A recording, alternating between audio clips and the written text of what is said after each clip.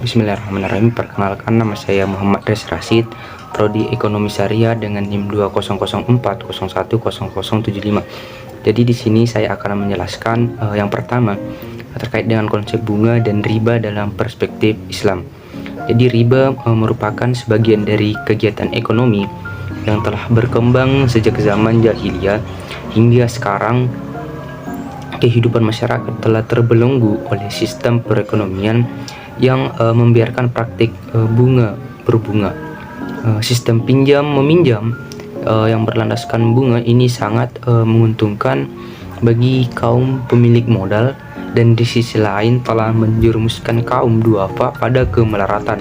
Hal ini secara tegas atau secara keras ditentang atau dilarang oleh ajaran Islam yang dijelaskan dalam Al-Quran dan Al-Hadis. Jadi secara leksikal bunga sebagai terjemahan dari kata interest. Kemudian secara istilah bunga diartikan sebagai tanggungan pada pinjaman uang yang biasa dinyatakan dengan persentase dari uang yang dipinjamkan. Selain itu, bunga juga biasa disebut sebagai balas jasa yang diberikan oleh bank yang berdasarkan prinsip konvensional kepada nasabah yang membeli atau menjual produknya. Jadi riba secara bahasa bermakna ziyada, yaitu tambahan, sedangkan menurut istilah teknik riba adalah pengambilan tambahan dari harta pokok atau modal secara batil. Riba juga dapat diartikan sebagai pengambilan tambahan baik dalam transaksi jual beli maupun pinjam meminjam secara batil yang bertentangan dengan prinsip muamalat dalam Islam. Sementara itu, ulama fikih mendefinisikan riba sebagai kelebihan harta dalam suatu muamalah dengan tidak adanya imbalan gantinya. Yang pertama itu macam-macam bunga dalam kegiatan perbankan sehari-hari ada dua, itu macam-macam bunga yang diberikan kepada nasabahnya, yaitu yang pertama bunga simpanan, yaitu bunga yang diberikan sebagai rangsangan atau balas jasa bagi nasabah yang menyimpan uangnya di bank. Bunga simpanan merupakan harga yang harus dibayar bank kepada nasabahnya. Sebagai contoh, jasa giro, bunga tabungan, dan bunga deposito. Kemudian yang kedua itu bunga pinjaman, yaitu bunga yang diberikan kepada para peminjam atau harga yang harus dibayar nasabah peminjam kepada bank. Sebagai contoh, bunga kredit. Kemudian selanjutnya itu macam-macam riba. Yang pertama riba jual beli, diantaranya riba fadl, yaitu riba yang timbul akibat pertukaran barang ribawi yang sejenis namun dengan kadar dan takaran yang berbeda, baik ditinjau dari segi kualitas, kuantitas, dan penyerahan yang tidak dilakukan secara tunai. Kemudian itu riba nasi'ah, yaitu penangguhan penyerahan atau penerimaan jenis barang ribawi yang dipertukarkan dengan jenis barang ribawi lainnya. Riba dalam nasi'ah muncul karena adanya perbedaan perubahan atau tambahan antara yang diserahkan saat ini dengan yang diserahkan kemudian. Kemudian riba utang piutang. Jadi antaranya itu ada riba qard. Riba qard yaitu suatu manfaat atau tingkat kelebihan tertentu yang diisyaratkan terhadap yang berutang atau menqarib. Kemudian ada riba jahiliyah, yaitu utang yang dibayar dari pokoknya karena si peminjam tidak mampu membayar utangnya pada waktu yang ditetapkan.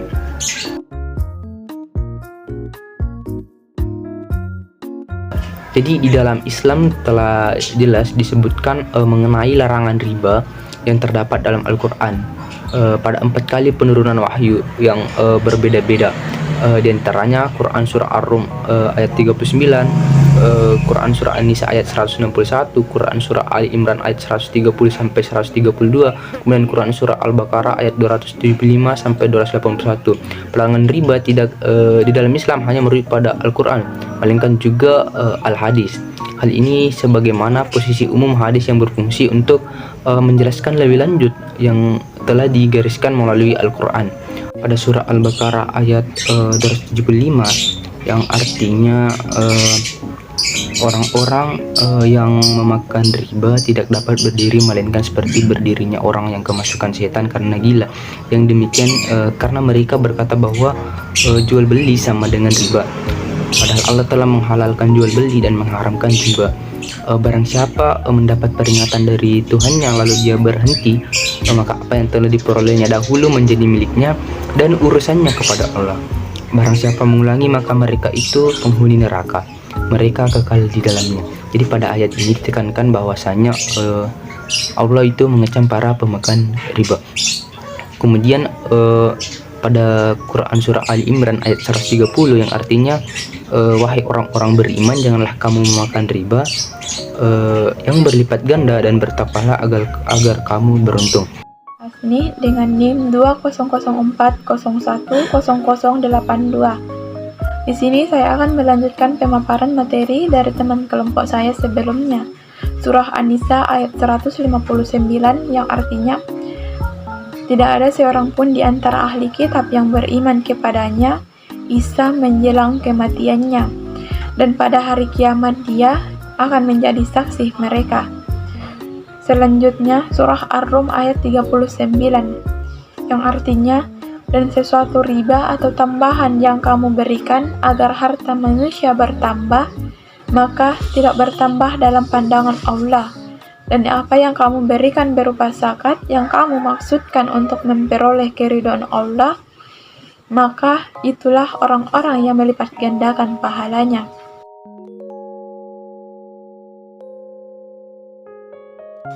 Pandangan ulama tentang riba setidaknya menghasilkan dua cara pandang. Yang pertama, pandangan pragmatis dan pandangan konservatif. Pandangan pragmatis, menurut pandangan ini, Al-Quran melarang usuri yang berlaku selama era Islam, tetapi tidak melarang bunga atau interest dalam sistem keuangan modern. Pendapat ini didasarkan pada Quran surah Al-Imran ayat 130. Pendapat ulama tentang bunga dan riba. Yang pertama, Majelis Tarjih Muhammadiyah memutuskan yang pertama, riba hukumnya haram dengan nas sahih Al-Quran dan As-Sunnah. Kemudian yang kedua, bank dengan sistem riba hukumnya haram dan bank tanpa riba hukumnya halal. Kemudian yang ketiga, bunga yang diberikan oleh bank-bank milik negara kepada para nasabahnya atau sebaliknya yang selama ini berlaku termasuk perkara mutasyabihat. Kemudian yang keempat, menyarankan kepada pemimpin pusat Muhammadiyah untuk mengusahakan terwujudnya konsepsi sistem perekonomian, khususnya lembaga perbankan yang sesuai dengan kaidah Islam. Pendapat kedua, Lajnah Bahsul Masail Nahdlatul Ulama. Menurut Lajnah, hukum bank dan hukum bunganya sama seperti hukum gadai. Terdapat tiga pendapat para ulama sehubung dengan masalah ini. Yang pertama, haram sebab termasuk hutang yang dipungut rentenir. Kemudian yang kedua, halal sebab tidak ada syarat pada waktu akad. Sedangkan adat yang berlaku tidak akan begitu saja dijadikan syarat. Kemudian yang ketiga, subhat atau tidak tentu halal haramnya, sebab para ahli hukum berselisih pendapat tentangnya. Pendapat ketiga, sidang organisasi konferensi Islam atau OKI. Semua peserta sidang OKI kedua yang berlangsung di Karachi, Pakistan Desember pada tahun 1970 telah menyepakati dua hal utama. Yang pertama, praktik bank dengan sistem bunga adalah tidak sesuai dengan syariat Islam. Kemudian yang kedua, perlu segera didirikan bank-bank alternatif yang menjalankan operasinya sesuai dengan prinsip-prinsip syariah. Kemudian pendapat yang keempat, Mufti Negara Mesir. Keputusan kantor Mufti Negara Mesir terhadap hukum bunga bank senantiasa tetap dan konsisten. tercatat sekurang-kurangnya sejak tahun 1900 hingga 1989 memutuskan Mufti Negara Republik Arab Mesir memutuskan bahwa bunga bank termasuk salah satu bentuk riba yang diharamkan. Kemudian pendapat yang kelima, Konsul Kajian Islam Dunia. Ulama-ulama besar dunia yang terhimpun dalam Konsul Kajian Islam Dunia atau KKID telah memutuskan hukum yang tegas terhadap bunga bank. Dalam konferensi 2 KKID yang diselenggarakan di Universitas Al-Azhar Kairo pada bulan Muharram tahun 1385 Hijriah atau Mei 1965 Masehi, ditetapkan bahwa tidak ada sedikit pun keraguan atas keharaman praktik pembangunan uang seperti yang dilakukan bank-bank konvensional. Kemudian pendapat yang keenam itu fatwa lembaga-lembaga lain. Senada dengan ketetapan dan fatwa dari lembaga-lembaga Islam dunia di atas, beberapa lembaga berikut juga menyatakan bahwa bunga bank adalah salah satu bentuk riba yang diharamkan. Lembaga-lembaga tersebut yaitu Lembaga Akademik Fikih Liga Muslim Dunia dan Pimpinan Pusat Dakwah, Penyuluhan, Kajian dan Fatwa Kerajaan Saudi Arabia. Bismillahirrahmanirrahim. Assalamualaikum warahmatullahi wabarakatuh. Perkenalkan, nama saya Fitriani dengan NIM 200401061. Pada kesempatan kali ini saya akan melanjutkan materi yang telah dipaparkan oleh teman saya sebelumnya. Jadi pada kesempatan ini saya akan membahas materi mengenai riba dan implikasinya bagi perekonomian serta dampak yang ditimbulkan dari riba dan bunga. Banyak pendapat mengenai bunga. Pertama, alasan menahan diri. Menegaskan ketika kreditor menahan diri, ia menangguhkan keinginannya dalam memanfaatkan uangnya sendiri semata-mata untuk memenuhi keinginan orang lain. Namun pada kenyataannya, kreditor hanya akan meminjamkan uang yang ia gunakan sendiri atau uang yang berlebihan dari yang ia perlukan. Dengan demikian, sebenarnya kreditor itu tidak menahan diri atas apapun. Adapun implikasi riba seperti yang telah ada dalam Al-Quran secara tegas menjelaskan larangannya sekaligus laknat bagi para pelaku riba. Menurut Muhammad Syahrur, perlunya membuat garis tegas terhadap 4 hal yang menjadi titik perhatian. Yang pertama yaitu riba berkaitan dengan sedekah.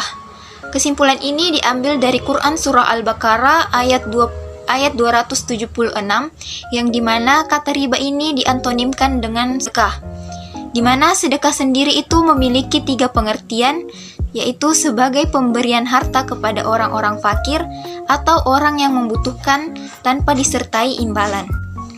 Yang kedua, riba berkaitan dengan zakat, yang merupakan kesimpulan dari Quran Surah Ar-Rum ayat 39, di mana kata riba dalam ayat ini dilawankan dengan kata zakat, bahwa riba tidak akan menambah apapun di sisi Allah Subhanahu wa taala, sedangkan zakat akan memberikan pahala yang berlipat ganda.